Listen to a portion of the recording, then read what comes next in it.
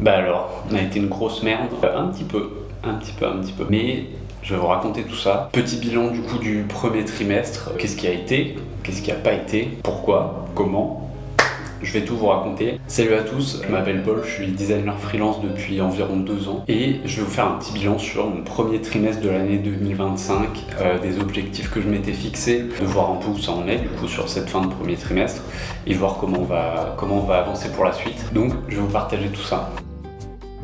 Du coup, pour commencer, en fait, il fallait un petit peu faire le bilan de 2024 pour se fixer des objectifs sur 2025 et fin de premier trimestre, voir un petit peu où tout ça en est. Donc première chose que je voulais partager avec vous, c'est finalement comment je fais mon petit récap de 2024. Ça fait 2 ans maintenant que j'ai un petit template Notion où j'écris pas mal de choses, je fais vraiment le point sur l'année et comme ça me permet de planifier un petit peu et de me fixer ces objectifs-là.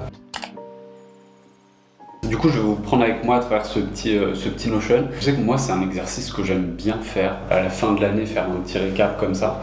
Je sais qu'il y a des gens que ça pourrait gonfler ou que ça pourrait rendre anxieux. mais moi, j'avoue que je kiffe bien ça. Ça permet de se relancer un peu sur la fin d'année / nouvelle année. Je trouve qu'il y a un petit boost de motivation. Et le but de le faire à chaque trimestre, c'est de justement relancer un peu cette motivation et cette bonne vibe qu'on a, je pense à peu près tous début janvier, pleine de bonnes résolutions. Donc première chose que je fais, c'est que trimestre par trimestre 2024 du coup, je note un peu tous les petits accomplissements que j'ai eu pendant l'année, tous les moments marquants, toutes les choses qui m'ont apporté au cours de l'année. Et le but c'est de prendre le temps de se replonger là-dedans, rouvrir ses photos, sa galerie photo de téléphone, se repasser un petit peu tous les projets qu'il y a eu, tous les petits voyages, toutes les petites anecdotes de l'année en fait. Et je trouve ça super cool parce qu'en fait ça permet vraiment de se rendre compte à quel point on fait plein de choses sur un an sans parfois trop s'en rendre compte. Tu sais que parfois on arrive à la fin de l'année, on est un peu fatigué de tout ce qui s'est passé, on a en tête les derniers événements du dernier mois en cours on va dire, et on a l'impression d'avoir rien fait de l'année, qu'on a juste finalement enchaîné un peu travail, métro, boulot, dodo, alors qu'au final quand on prend un peu de recul on se rend compte à quel point il s'est passé tellement de choses et tout ce qu'on a accompli. Donc j'aime bien ce petit moment de ok, premier trimestre j'ai fait telle chose sur le perso, telle chose sur le pro, il m'est arrivé ça, j'ai appris ce nouveau truc, etc. Donc le but c'est vraiment de faire une espèce de petit bilan, on va dire, de ce qui s'est passé. Second bilan qui est un peu plus sérieux mais qu'il faut faire, c'est finalement réussite et échec qu'il y a eu au cours de l'année. Ça je le mets pas par trimestre, je le mets plus en réussite pro, réussite perso, échec pro, échec perso. Et ça c'est pareil, d'un côté ça va vous rendre super heureux parce que vous allez vous rendre compte de toutes les réussites que vous avez eues au cours de l'année, que vous aviez un peu oubliées ou sur lesquelles vous êtes passé un peu vite. Je trouve que c'est un peu le moment de les recélébrer entre guillemets. Et puis aussi finalement ce qui n'a pas marché cette année, c'est peut-être entre guillemets un peu le plus important dans le sens où ce qui n'a pas marché l'année précédente, on fait le point, comment on le corrige, qu'est-ce qu'on peut mettre en place pour l'améliorer. Je me fais aussi, du coup, 3e point, mes intentions pour 2025. Donc on est au début de l'année, comme je le disais, on est plein de bonnes intentions. Donc je fais un peu le point de comment est-ce que je pourrais réussir mon année suivante. Donc typiquement, les habitudes que j'aimerais démarrer et les habitudes dont j'aimerais me débarrasser. Ça c'est moins spécifique à l'année en cours, mais c'est un peu plus global, c'est le montant d'argent qu'il me faudrait pour me dire que c'est bon, j'ai assez de sous. Je pense que ce truc-là, il est assez important quand on est free parce que évidemment, un des gros sujets quand même d'être freelance, c'est l'argent, je veux dire la potentielle précarité qu'il y a derrière, le stress que ça peut générer de pas trop savoir ce qu'on va gagner le mois suivant, pas avoir gagné assez d'argent le mois précédent, etc. Donc il y a cette grosse question de l'argent. Et je trouve que du coup, se mettre un montant sur à temps j'ai assez, ça permet de, si on l'atteint en fait, on se déstresse pas mal. Je trouve que ça donne une idée un peu du travail qu'il faudrait, de ce qu'il faudrait mettre en place pour y arriver. Mais surtout c'est de se dire ok, si j'atteins ce montant que je me suis fixé, potentiellement je peux ralentir un peu le travail, je peux prendre plus de temps pour moi, je peux peut-être investir dans certaines choses dont j'aurais besoin pour mon activité ou même pour du perso. Et je trouve que ça permet de se mettre un cap pour l'argent et potentiellement ne plus y penser une fois qu'on l'a atteint. À l'inverse, si on ne l'atteint pas, peut-être qu'il faut voir ce qu'on pourra corriger les années suivantes pour arriver, ou en tout cas se rapprocher un petit peu plus de cet objectif, si vous le fixez évidemment un peu plus loin. Très lié, et du coup cette fois ça va être plus spécifique à l'année, ça va être l'objectif financier de cette année. Fixez-vous un objectif de chiffre d'affaires, ou même d'ailleurs de net, hein. C'est peut-être plus facile de raisonner comme ça parfois, et vous en déduisez après le chiffre d'affaires, mais fixez-vous un objectif financier, c'est exactement la même chose. Si vous l'atteignez, vous serez trop content, vous sortirez ça de la tête et vous aurez les bénéfices de ne pas être stressé par l'argent. Si vous ne l'atteignez pas, pareil, vous saurez rapidement si vous ne l'avez pas atteint.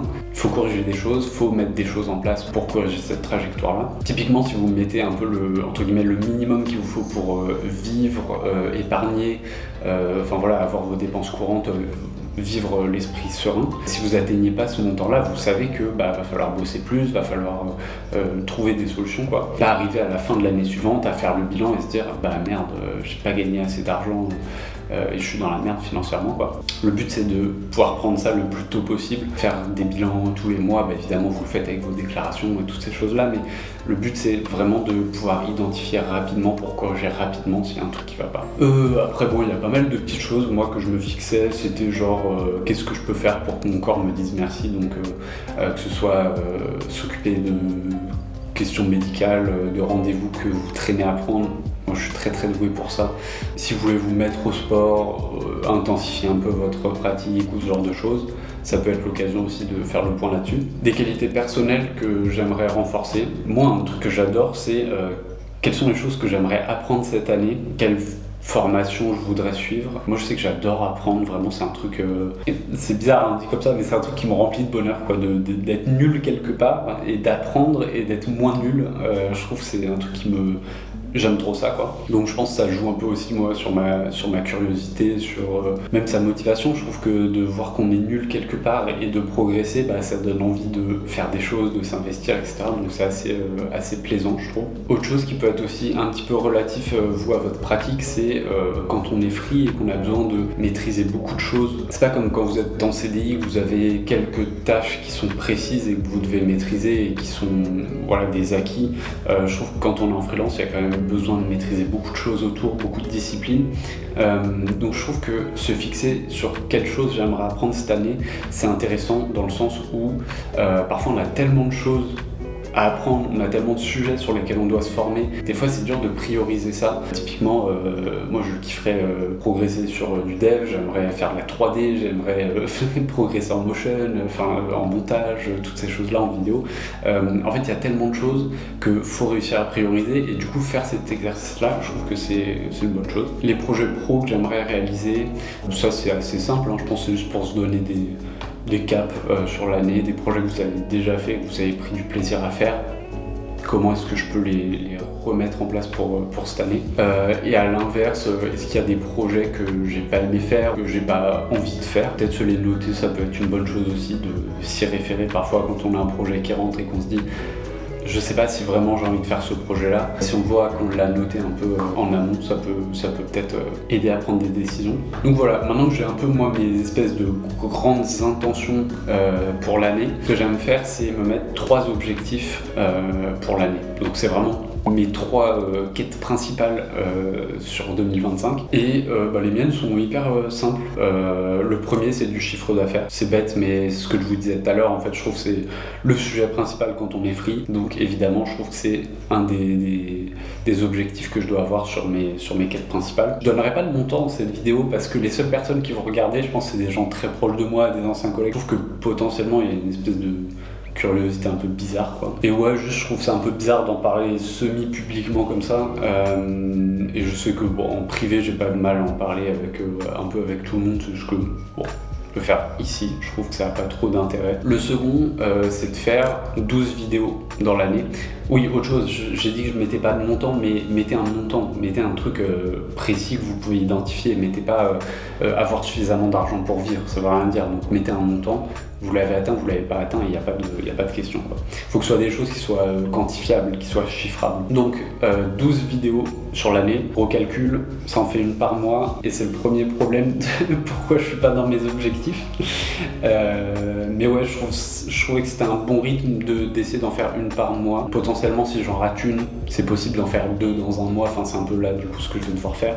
Je vous en parle juste après. Et le dernier, c'était de découvrir 4 nouveaux pays cette année. Parce que ouais, j'aimerais prendre un peu plus de temps aussi pour voyager moi cette année. Donc ça, c'est mes 3 grandes quêtes principales. Et je m'étais noté aussi quelques petites quêtes secondaires, des trucs qui arrivent un peu en second plan, mais que j'aurais aimé réussir à faire sur mon premier trimestre. Spoiler, je les ai pas fait, bref, je vous en parle après. Je voulais imprimer le t-shirt que j'avais fait et dont je vous avais parlé dans la précédente vidéo. Je voulais faire le t-shirt et l'imprimer, imprimer des cartes de visite chez un bel imprimeur, faire des trucs vraiment quali et tout. On avait un projet qui traînait depuis un petit moment avec un client qu'on voulait mettre en ligne. Pour finir le site de mon père, j'ai fait un petit site parce qu'il fait de la photo et du coup je vais faire un petit portfolio photo et je voulais finir ce site-là. Et le dernier, c'était finir une pièce dans ma maison qui est l'atelier / bureau de Pauline. Donc voilà, comme ça j'avais des objectifs pro, des objectifs un peu...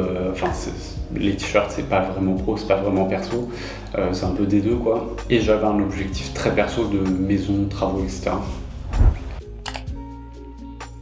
Donc maintenant que je vous ai expliqué un peu comment je faisais moi le bilan sur l'année et comment je planifiais un petit peu un nouveau trimestre, je vais vous faire le récap de mon premier trimestre et c'est là que vous allez voir où est-ce que ça a merdé en gros. Il faut mettre des objectifs qui sont quantifiables et il faut ensuite traquer ces données-là. Vous l'avez peut-être déjà entendu, on ne peut améliorer que ce qu'on mesure. Donc si vous mettez un objectif de chiffre d'affaires, évidemment il faut faire des bilans, suivre son chiffre d'affaires, garder vos comptes en ordre, etc.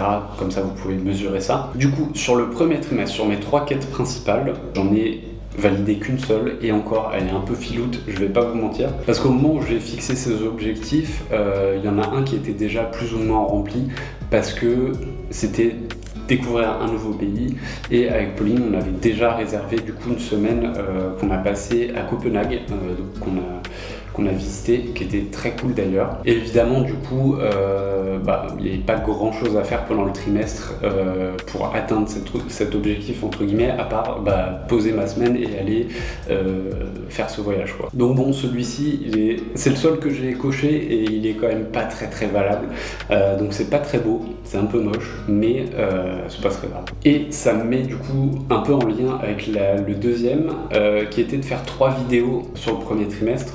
J'en ai fait 2, donc ça j'étais content, et il me restait celle du mois de mars. Il me restait celle de mars, et c'est à ce moment-là qu'on était à Copenhague, et moi ce que je voulais c'était du coup faire une vidéo de Copenhague, faire un espèce de petit vlog, un truc, enfin je voulais en faire une petite vidéo. Et quand je suis arrivé là-bas, en fait j'avais aucune envie de filmer quoi que ce soit. J'ai adoré la ville, franchement on a passé c'était trop cool franchement, tout ce qu'on aimait, mais je sais pas, j'avais pas envie de filmer, je sais pas si c'est le contexte urbain ou au final je crois que je préfère prendre ma cam et aller en montagne et filmer des trucs en montagne plutôt qu'en ville, mais en tout cas j'ai pas eu du tout envie de filmer des choses, et du coup la vidéo que j'avais prévue sur le mois de mars est un peu tombée à l'eau et j'ai pas eu le temps de faire de pirouette parce que du coup c'était une semaine fin mars, donc j'ai failli à cet objectif là. Objectif en fait tout simplement d'en faire une de plus sur le deuxième trimestre. Si j'y arrive, je mets pas trop la pression non plus, parce que finalement, c'est juste un objectif, cocher une case quoi, c'est pas comme le chiffre d'affaires où là potentiellement c'est grave si je le fais pas. Donc bon, j'attends de voir, je vais essayer de me bouger un peu pour la faire. La troisième chose, et là c'est un peu plus gênant, c'est le chiffre d'affaires. Les gars, j'ai pas fait mon chiffre sur le premier trimestre, ce qui est pas très bien en vrai, sachant que je m'étais déjà fixé un objectif de chiffre d'affaires plus bas que l'année passée, où en fait j'ai fait une très bonne première année, honnêtement. D'un point de vue financier, c'était vraiment une année réussie. Mais j'ai aussi beaucoup bossé, j'ai eu des périodes où franchement c'était un peu dur, vraiment des semaines et des mois où j'ai trop bossé, et du coup ce que je me suis mis un peu comme mot d'ordre aussi pour 2025, c'est de travailler un petit peu moins, donc objectif financier un petit peu plus bas, pour travailler moins, pour avoir ce qu'il faut pour vivre, bien évidemment. Moi, ce que j'ai fait en gros pour traquer un peu tout ça, j'ai mon objectif sur l'année, ok. Je le divise par 12, ça me donne un objectif en mois. Je le divise par 4. 3, 4, 5 selon les mois, ça me donne un objectif par semaine. Et tout simplement, j'ai un montant du coup, à atteindre par semaine. Je sais combien je facture à l'heure, à la journée. Donc je sais combien de jours ou combien d'heures je dois facturer chaque semaine. Donc j'avais un peu ce cap-là de je sais que je dois facturer. Moi, pour vous le dire, c'était 32 heures par semaine, ce qui est quand même beaucoup. Réussir à facturer 32 heures en free, je dis pas travailler, je dis facturer, c'est quand même pas évident. Et ça, j'ai pas réussi. Voilà, tout simplement. J'ai pas réussi, mais, et c'est pour ça que je suis pas trop stressé les gars, il y a plusieurs raisons à ça. Il y a un truc à savoir sur mon chiffre d'affaires / comment on facture quand on est free, c'est que moi la plupart du temps, pour la plupart de mes projets et clients, j'ai 2 mois de délai en fait entre ce que je travaille et ce que je suis payé, pour la simple et bonne raison que, je vous prends un exemple, je travaille le mois de novembre, j'envoie ma facture début décembre, elle est payée un mois plus tard, début janvier. Donc en fait, ce qui se passe, c'est que mon chiffre d'affaires de janvier, c'est ce que j'ai travaillé en novembre. Mon chiffre d'affaires de février, c'est ce que j'ai travaillé en décembre. Et évidemment, mon chiffre d'affaires de mars, c'est ce que j'ai travaillé en janvier. Donc en fait, dans mon chiffre, il va y avoir 2 tiers, donc 2 mois sur les 3 que je vais vous donner là, qui auront été faits avant que je me fixe ce nouvel objectif là en 2025 et avant que je mette un peu plus en place des choses pour suivre, toutes ces choses-là. Et ce qui explique aussi peut-être pourquoi je suis pas dans mes objectifs, en sachant que du coup, normalement, à partir de mars, avril, etc., ça devrait être plus aligné avec les objectifs que je me suis donné cette année. Du coup, ouais, mon mois de janvier, il n'a pas été si mauvais que ça. En fait, j'ai un objectif financier qui est quand même assez haut. Donc évidemment, quand je l'atteins pas, c'est pas dramatique non plus parce que j'ai largement ce qu'il faut pour vivre. C'est plus que voilà, c'est les objectifs, on va dire, qui sont hauts. Donc en janvier, je suis pas très loin. Je dois être à peu près à 80%, quelque chose comme ça, de mon objectif. J'ai pas le pourcentage exact. Je vois mon chiffre d'affaires / mon objectif. Février, je suis à 70% à peu près. Et en mars, je suis à 90% quoi, en gros. Donc tout ça pour dire c'est pas dramatique. J'ai plusieurs choses qui peuvent expliquer ça. Par exemple en mars j'aurais dû atteindre mon objectif, quasiment bon, mais j'ai eu du coup en janvier un projet qui a été mis en pause et qui m'a un peu foutu dedans parce que c'était pas prévu. Donc ça c'est un truc un peu compliqué aussi quand on est free, évidemment. On bloque du temps pour des projets, potentiellement on repousse des projets ou on refuse des projets parce qu'on en a un en cours. Et moi là, ce qui s'est passé, c'est juste qu'on a eu une pause d'1 semaine qui n'était pas prévue et que j'ai du coup pas pu facturer, donc j'ai eu une espèce de semaine un peu de chômage technique, on va dire.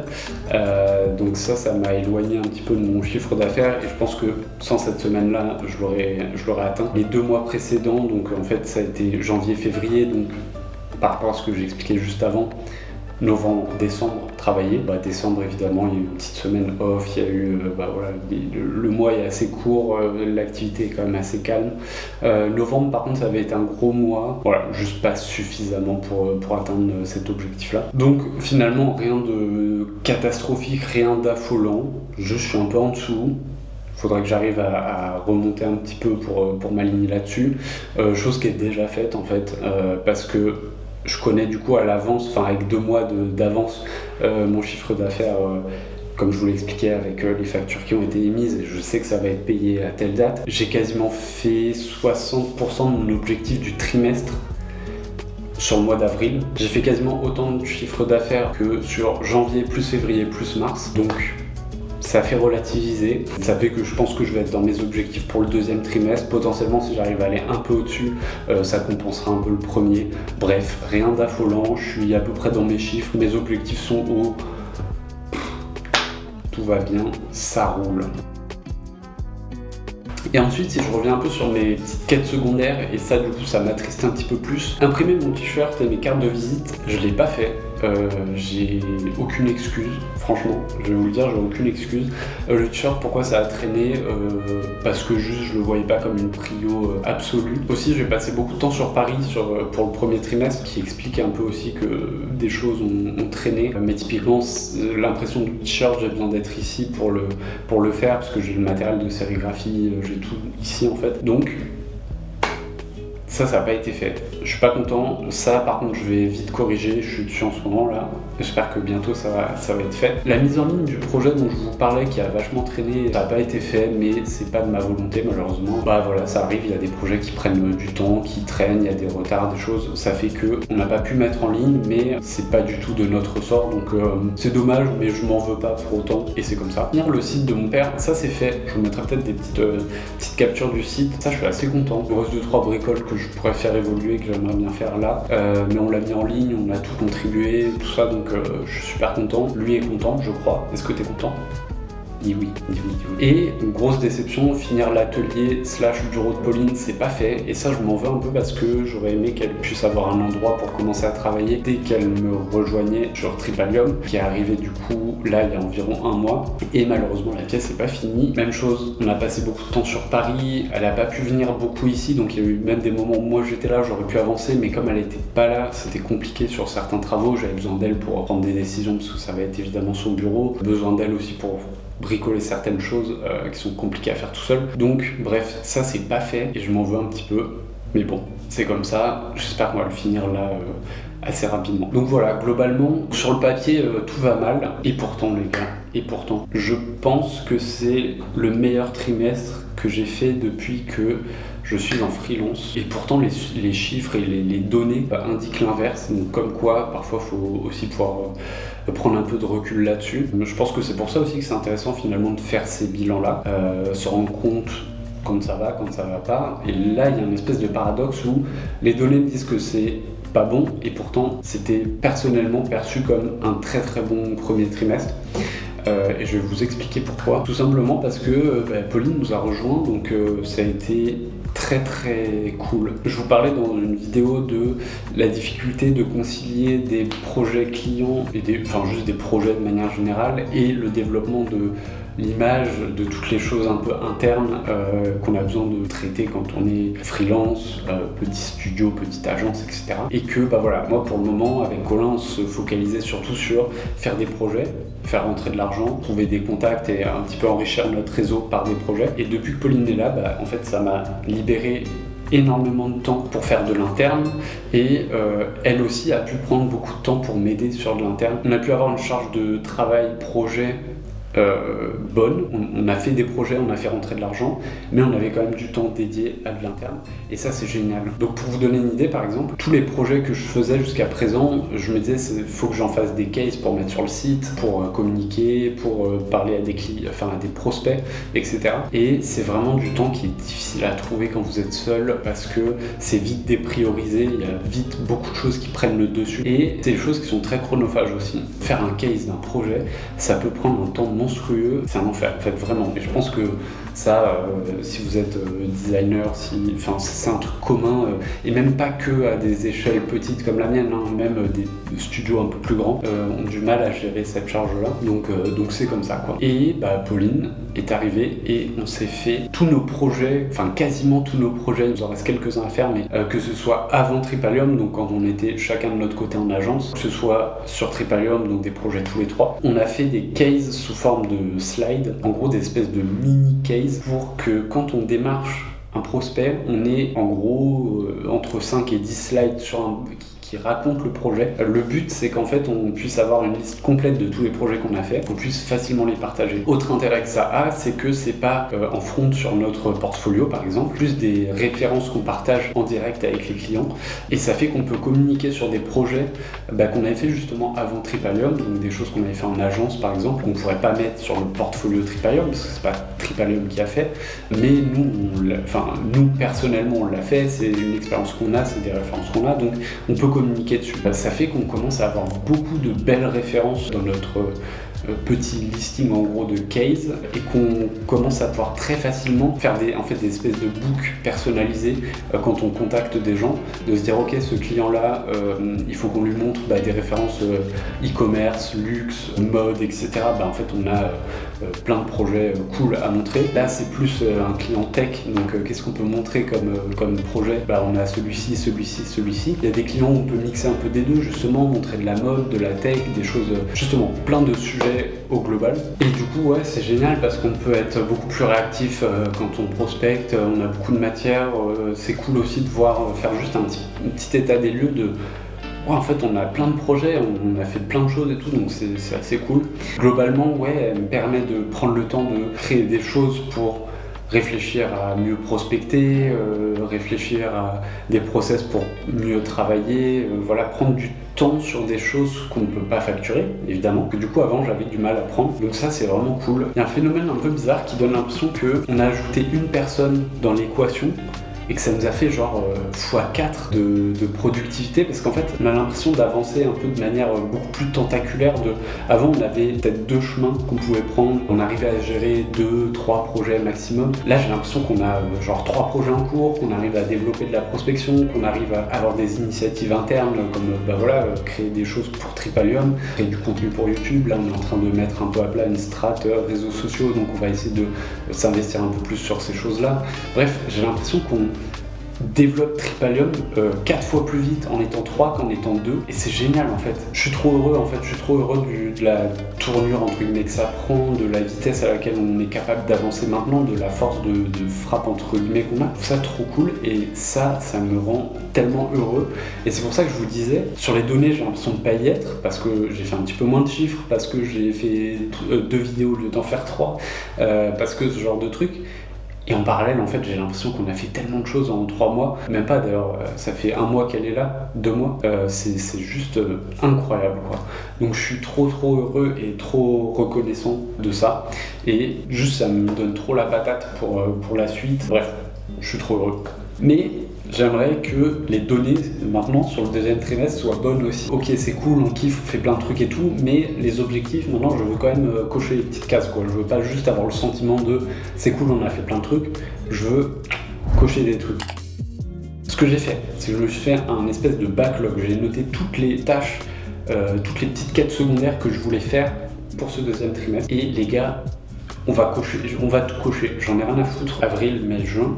Les gars, en juin, le 30 juin, on se donne rendez-vous, j'ai tout coché. Si j'ai pas tout coché, j'aurais tout coché. Pourquoi je suis serein comme ça ? Je sais qu'il y a déjà une bonne partie du backlog que j'ai coché sur ce premier mois. On est fin avril, donc ça me fait déjà 1 mois. J'ai coché plein de trucs, j'ai noté plein de trucs, ça va tuer. Du coup, je vous donne un peu mon gros backlog. J'avais un gros chantier, c'était de refaire toutes les fenêtres et porte-fenêtres de ma maison. Ouais, je mélange du perso et du pro. Donc il y avait ça, qui est un énorme chantier, ça fait un moment que c'est prévu et tout. Pareil, c'est un peu de la triche, c'était déjà prévu, ça avait été fait et payé le trimestre précédent, mais la pause s'est faite seulement là, en avril. Tout ça c'est fait, donc c'est déjà un énorme chantier, une énorme avancée dans les travaux qui a été faite comme ça. Donc ça régale, c'est noté, c'est coché. J'aimerais aussi budgétiser beaucoup de travaux que j'ai chez moi. Enfin, il y a plusieurs gros chantiers que j'aimerais faire, me mettre des objectifs du coup de montant à rassembler pour faire ces travaux. Le but c'est que refaire la cuisine ça me coûterait de temps, parce que oui, du coup j'ai visité Copenhague et la vie est trop courte pour ne pas avoir une cuisine danoise, et ça fout le seum. Ça fout surtout le seum au portefeuille les gars, mais on va avoir une cuisine de bâtard. Du coup, budgétiser un peu tous ces postes-là, me dire j'ai un montant, une fois qu'il est atteint, je peux déclencher les travaux, surtout si c'est des choses que je fais faire, parce que comme les fenêtres, en fait, ça avance 1000 fois plus vite que quand c'est moi qui fais. Là, les mecs, en 3 jours, ils m'ont posé 16 fenêtres et porte-fenêtres, donc c'est incroyable. J'aimerais pouvoir peut-être déléguer un peu des travaux aussi sur les autres postes. Donc, sur les budgets que j'avais à faire, cuisine, j'ai tout mon rez-de-chaussée, refaire toutes les enduits, peintures, faire installer une VMC, etc. Donc j'ai beaucoup de boulot. J'aimerais faire un garage aussi, parce que je remarque ma moto dorme dehors, et ma saxo aussi, important la saxo. Donc il faut que je budgétise ça aussi, et c'est tout pour le moment. Les budgets sont faits, donc ça y est, j'ai une idée claire de combien je dois mettre de côté pour pouvoir commencer ces travaux-là. Donc ça, après, ce sera des objectifs sur les autres trimestres, mais déjà de le budgétiser, détailler chaque poste, typiquement combien de main-d'œuvre, combien de matériaux, quels matériaux, etc. J'ai un espèce de plan assez précis de tout ce qui doit être fait. J'ai un beau petit document, un beau petit tableur Excel. Donc ça c'est fait. Déjà ça me coche 3 cases. J'avais des choses relatives à des projets, donc typiquement j'avais le checkout sur lequel je suis en train de travailler pour un client. Ça devrait être fini, donc ça je sais que je vais le cocher. J'ai une nouvelle version d'une plateforme SaaS à livrer. Ça pareil, on est sur la fin, donc ça devrait être coché assez facilement. J'avais un petit case à faire pour HEC. C'était un peu 2 en 1, c'est finir le projet et mettre en ligne. C'est un projet sur lequel Pauline et Colin ont bossé, moi j'ai suivi un peu de loin mais c'est pas moi qui ai travaillé dessus. Le projet est fini, je pense qu'on devrait mettre en ligne là dans les prochains jours. Nous on a fait une petite boucle d'images, vidéos en gros pour le portfolio. Donc ça c'est cool, on va pouvoir le mettre sur notre site. Ça c'est fait, c'est coché. Second projet sur lequel Colin et Pauline travaillent. Donc vous voyez en fait, moi je me mets des objectifs et c'est les autres qui les cochent pour moi. Donc vraiment c'est le seigneur quoi. Donc ce projet-là, pareil, il est bien entamé, la phase de design est terminée, on est sur du dev. Sur ce trimestre-là, ça va rentrer, donc on va pouvoir cocher cette petite case-là aussi, donc c'est génial. Et après, j'ai 3 trucs qui vont être un peu durs. Terminer le print de mon t-shirt.